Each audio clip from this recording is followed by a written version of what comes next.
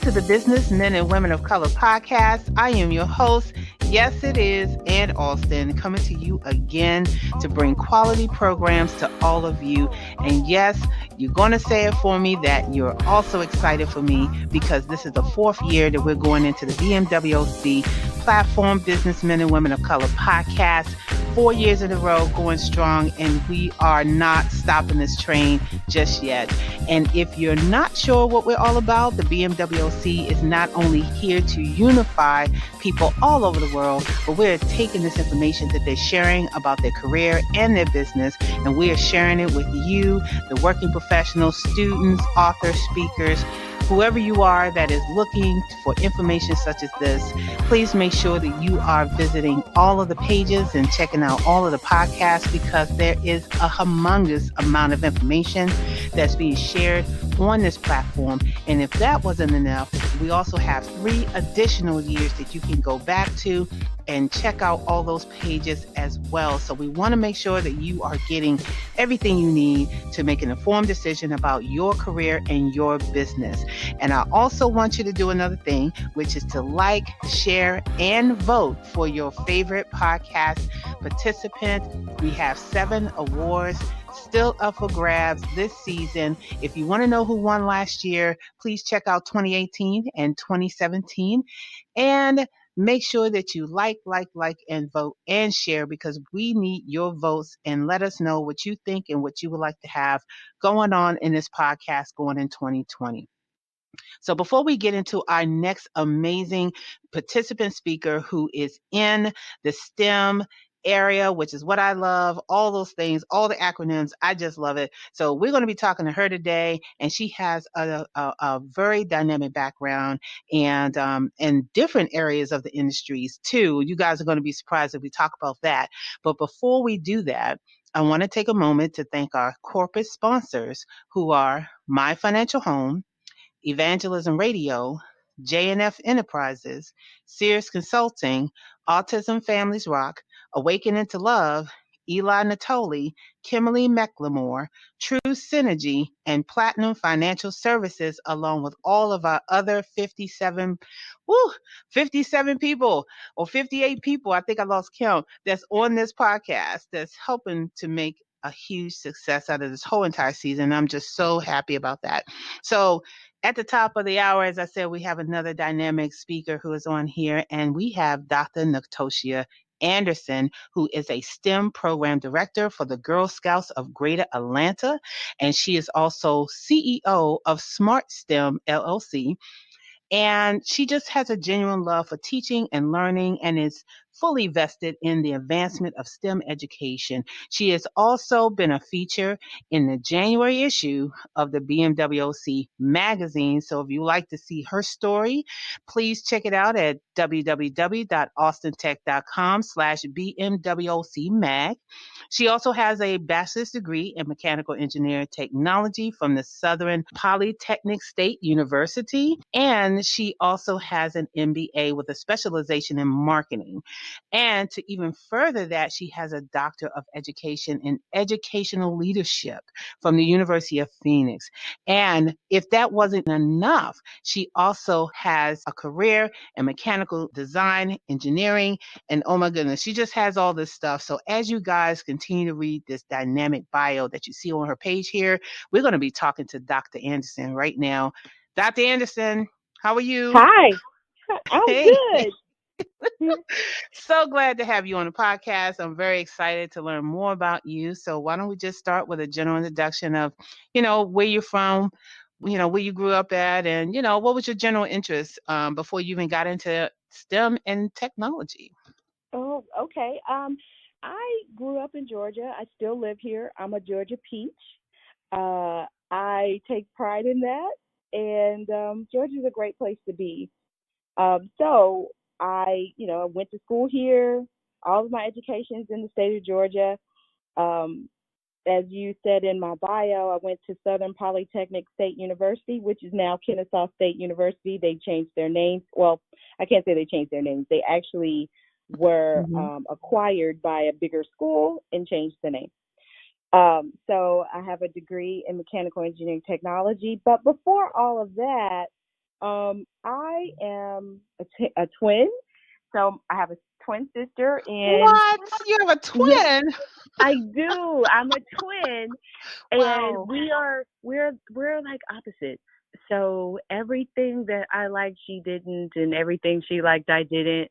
So I was the girl, like she was the girly girl, I was the tomboy. Not to play into stereotypes, but it's true in our case.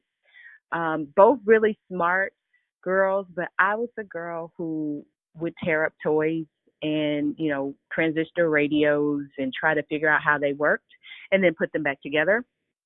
And, funny story is my mother actually the other day, literally the other day, asked us about my siblings and I were at her house, and she asked about a lamp that we broke a long time ago, and she was like, I never found out who actually really did that. And we all laughed, and we joked, and we were like, oh, we agreed never to tell. But okay, I mean, what's it gonna do now? So I told her, I was like, yeah, I broke it. And we glued it, and we spent all day gluing it back together because I wanted to figure out how it worked on the inside, and I Wow. couldn't get it back together. So my brother and my sister and I spent the rest of the day like gluing it back together with like super glue. Um, so Sounds like stuff that me and my sister used to do. yep. So that's me in a nutshell. I'm always trying to figure out how stuff works. So when I said I wanted to go to college, and my mother always wanted me to be a nurse, and I was like, yeah, there's nothing about being a nurse that excites me, or even I can't stand the sight of blood, none of that stuff. So I was like, it's not going to be healthcare, Mama. It's not. I think I want to be an engineer. And my mother was like, why do you want to go in there and be with all those men? And I was like, I hadn't even thought about it from that standpoint. It was just more like I get to build stuff, I get to design stuff, I get to figure out how things work, and that was infinitely more fascinating to me than in anything in healthcare. Wow, fabulous, fabulous, fabulous. And so now you're in college, you're getting all this information about STEM, and then what happens in your life that, propels you to keep forward? Because I know for me, I like to tinker with things too and like to know how it work. But I'm also fascinated in finding out, because you have such a dynamic background with all the different degrees and areas of technology, maybe kind of share with people that that passion or that thing that just kept propelling you to go to the next level in your learning. So the thing that I also should tell you is that I've always used education as a platform. So whenever I didn't understand something, I felt compelled to become more educated about it. So um, while the need to understand was paramount and still is, if I'm honest, in my life, just the need to know, the need to understand is what helps move me forward.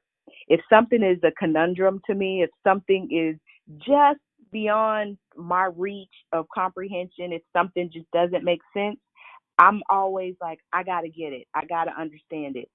And so for me, once I got my bachelor's degree and I started working in the engineering industry, I said, I really want to give back, and started going and talking to girls and women and whoever else, and back at my old high school and other places. And what I noticed was is that there wasn't a lot of interest even back then in girls going into STEM. It was just like I was sort of like this special unicorn, and I knew I wasn't. I mean, I was in classes with other girls. There weren't a lot of them, but there were some, which meant I knew then that this was an issue, and I knew then that it was going to be something that I was going to spend my life tackling. Now, I didn't know all of course, the twists and turns that my life was going to take.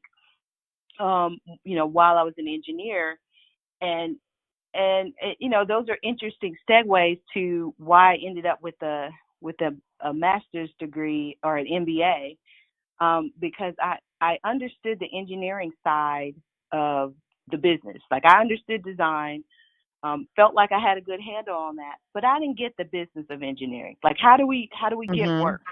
How do Right. we, how do we get out and meet clients? What is that like? Mhm. How does this whole thing work?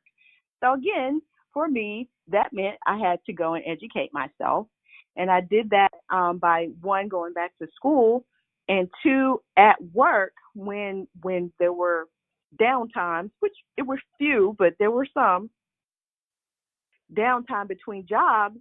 I'd say I would go to the business office or the marketing department and ask and start asking questions, and just, so I could get it, because I just, it was beyond me. It's like, I got the, they would give us the work. Well, we won this contract. Well, how do we do that? Like, what does that entail us doing? So I'd ask a lot of questions, and after a while, they got used to seeing me up there, um, and I was allowed to become a part of the business management of the office, in a very real sense. So going through the bid process, making sure that our uh, our bid processes or bid proposals were correct, using the right technical verbiage, making sure that it looked pretty, that all our plans were, correct, and said what they needed to say, that Mhm. the legalese was correct. So that was a part of all of my education during that time, and it served me well as I moved on into my own business. Wow.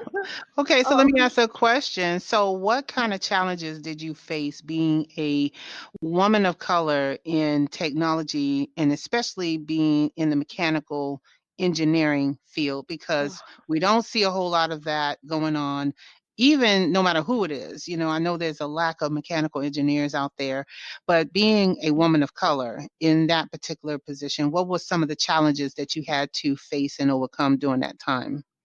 oh wow. Phew. There were a few that are still in existence now. What I will say is that women in general have a hard time in engineering because it is still dominated by white males, in particular. But it is also older. They're still older. It's changing some, but it's older white males, and the truth is that they don't get us, and they don't have to, because that we are an anomaly in their space. So in their universe, we're the Neo in the Matrix, if you will. So um, it was a lot of um, being I would say, misunderstood, like what my role was in on a team. So I would be the mechanical engineer of record for a project, which means that I was in charge of all design and making sure that we were staying on task, staying on budget, not going over our hours, all those things, right? That's part of the job. But I was often mistaken as a junior designer, or at one time as the administrative assistant. Um, Whoa. right. But that really did happen because, of Mhm. course, if there's a woman in the room, she can't be an engineer. She has to be some other role. She can't be an engineer. And so that's what happened more often than not. And or if they were more accepting of me being a woman than they were than of me being a black woman, because then it's and I know that there are others who can relate to this, is you have to, the expectation is that you speak for your whole race and your whole gender, and no one person can do that, so because what is offensive to me may not be offensive to someone else, and so on and so forth. So it was really Mhm. oppressive from that standpoint. To always be in the role of having to educate others is so tiring. It's so tiring, and Mhm. the Mhm. expectation of it is even more tiring.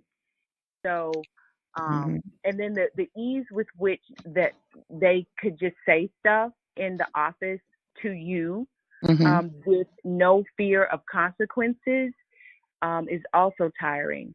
So you are dealing with it from all fronts, and the microaggressions are very Mhm. real.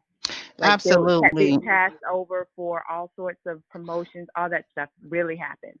Oh, absolutely. I ask this question whenever I get a chance to speak to someone of color in technology, not because it's to me it's a race thing, but I do feel it's a culture thing. It's something that feels like that for women particularly, that we're not supposed to be in this industry at all, regardless of race and background. Me being in IT and seeing some of the other folks of all different cultures go through the exact same thing where we feel like that we have high expectations to perform, but we're not giving the credit for the work, or we're not giving credit for our knowledge, skills, and abilities. And then Yep. we go right back into our silent, invisible workspace, right? Until And they want to then we're trot us out. Mhm. Yes, yeah, and then you do feel that you're being used and abused and all this kind of stuff. But I do think that people like yourself and me and some other folks that I talked to that kind of overcame that and showed people that just because you can try to put me in a box doesn't mean that the lid is closed. you know Yes, that yes, ma'am. it doesn't mean that I can't like step out of my comfort zone and be something more than who I am. And that's exactly what you did, which is to kind of break out of that mold.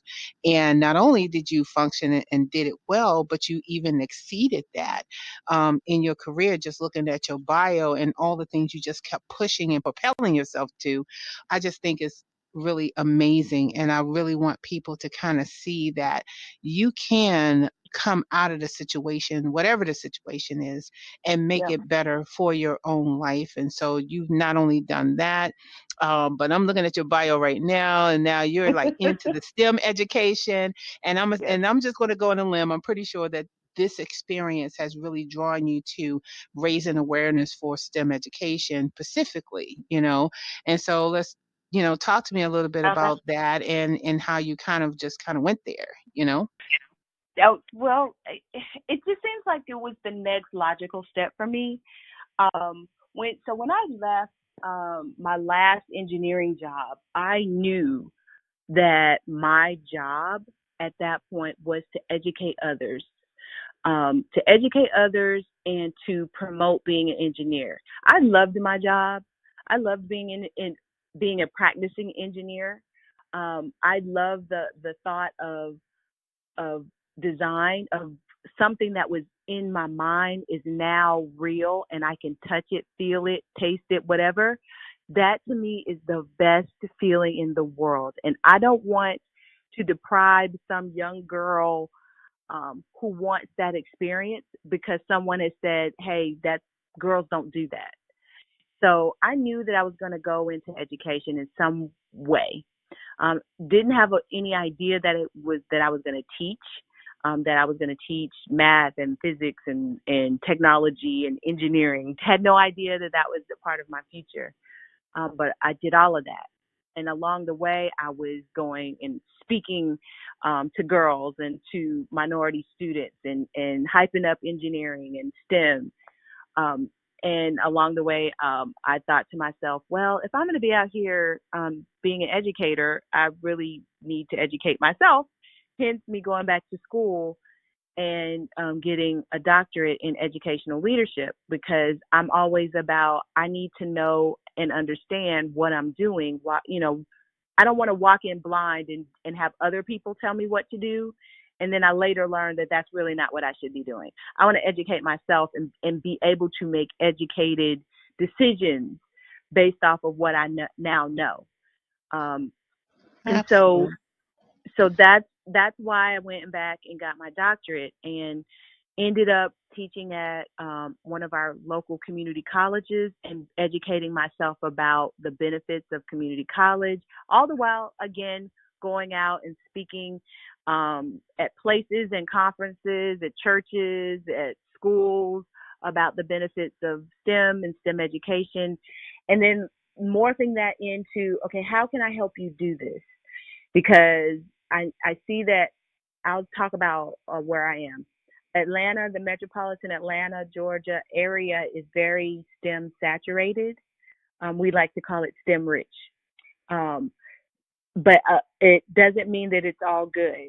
And so, what we want, or at least what I want to do with my company, is use my experience, both as an engineer, as a businesswoman, and as an educator, to help you put together a really good STEM curriculum, STEM event, STEM activity, based off research and based off of your business and the community.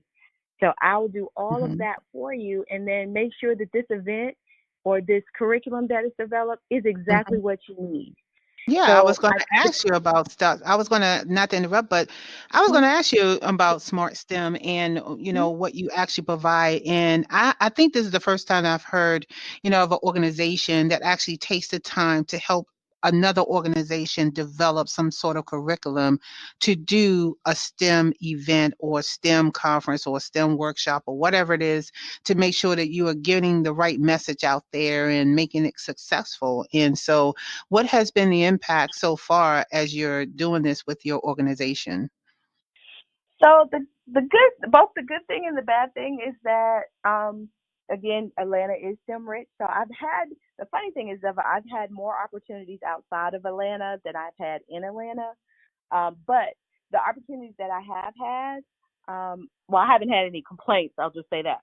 But also, what I've enjoyed more than anything else is the building of relationships, um, with school systems, with principals, with, I've had a lot of success with private schools, because, the truth be told is that we've sort of forgotten about private schools in this whole STEM story.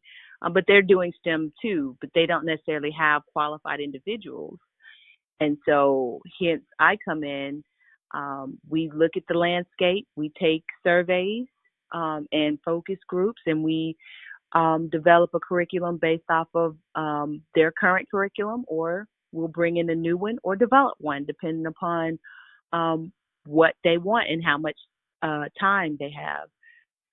So it's it's been such a joy. Again, I always feel like my next step is unknown to me, but I go and I walk on faith and I say, God, you got to lead this thing, and He leads me to wherever it is I'm supposed to be next. And Mhm. I'm always like, okay, well, I'm here. Yes, you are. Yes, you are. And I think you've done a marvelous job because, just listening to your passion right now as you're talking about educating not just yourself, but other people in terms of STEM education and going into the schools and all that is definitely very inspiring. So, for folks that are listening, that would like to know more about how they can get involved in that type of thing. You have, Dr. Anderson on here who's, she's doing her thing and it looks like she's like STEM queen right now. So I I definitely would encourage you to ask the question. So now here's my question to the next part of your interview, which is you landed upon the Girl Scouts of Greater Atlanta. How did you land this position and how has it been for you since being the program director? So the Girl Scouts is very interesting. I actually, found out about the position, on from LinkedIn. Someone, from the Girl Scouts actually reached out to me. They read my profile on LinkedIn and said, "I think you need to apply for this job." Um, and again, I wasn't necessarily looking for a job. My company was just starting up, and we were having clients, and so I was like, okay, this is good, unexpected but good. Um, but I was like, oh, what's the harm? So I went to the interview. It was a perfect match, and I've been there ever since. And, the Girl Scouts is doing STEM. They've done STEM for a long time. And what better organization, for me, um, to be a part of than one that champions girls? Um, Girl leadership, girl innovation, girls as risk takers, girls as leaders, go getters, just, my type of organization. and the fact that they are Mm-hmm. really going full steam ahead in STEM Mm-hmm. is perfect. And so Awesome. that was why I took it. Hmm. I used to be a Girl Scout when I was younger.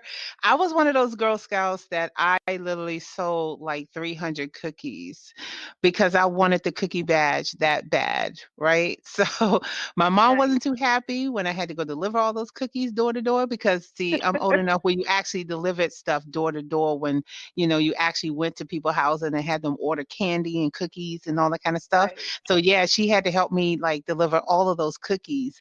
And but besides the fun part of that, I do remember how much richness that Girl Scouts had in terms of programs. We were, learning so many different things from, sports and learning and health and just general life skills that kind of helped ground me when I was younger. So I really appreciated the Girl Scouts. And you know what? Ever since then, I never really missed a year of buying some Girl Scout cookies, except this year.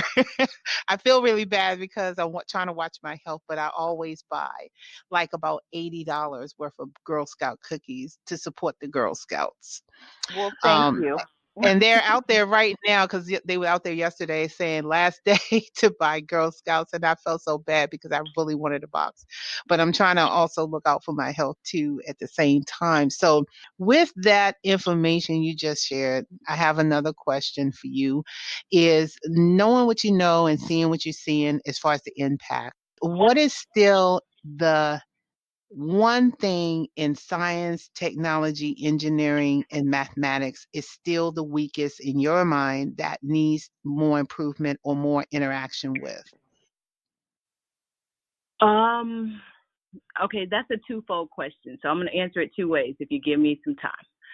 One, if we were actually just talking about which one of the the the acronyms is still weak, I would say that math gets the least amount of play, and it is intertwined through all of the rest of them, which is probably why it does get the least amount of play. Nobody likes to talk about math. Everybody hates math, all that stuff. But Mhm. it is so vitally important that our students have a sound math foundation because math, builds on each other. And it's interwoven in science and technology and engineering for sure. So, sound Mhm. math foundation. And then from another perspective, if we look at all the levels that we can talk about STEM, I think that parents do um, do some damage in terms of the way we position our kids to enjoy or not enjoy STEM. I think parents still are the holders of stereotypes and they don't even realize that they're doing it. So that's work we have to do there too. Wow. Okay. So I haven't heard it from that perspective about, parents, but I do feel that STEM education should not only be for the students, but I think that STEM education should also be for adults as well as we, get over because I'm looking at different generations of learning, right? Sure. So I'm looking at different generations of how we view English, math, science, and all those criterias that is supposed to be required or prerequisite for getting a high school diploma or even qualifying to just go to the next level is to go to college. And it seems to me that every state or has different levels of what Hmm. that requirement should be. And I know that math is supposed to be one of them, but I still feel that if we don't have qualified teachers to teach a certain level, then that level is not going to get the attention that it needs, or that area is not going to get the attention because I know that math was definitely not strong in my generation. It was Right. sort of strong in my son's generation, but now that I'm looking at my, all the kids that's out here now and students who I'm dealing with, now they're saying, you must have math. You must have math and high level math. Right. But is it still strong enough to say, this is what you absolutely really need to go further into math because we have all of these other things that you could take advantage of and use in your career. What do you think about that perspective? So I think you're right. So I always look at it from this perspective. I I'll talk about my son. So my son had he enjoyed math until about the 5th grade. In the 5th grade, he had, and I hate to say this, but he didn't have a good math teacher. I'll just say that. He did not have a good math teacher.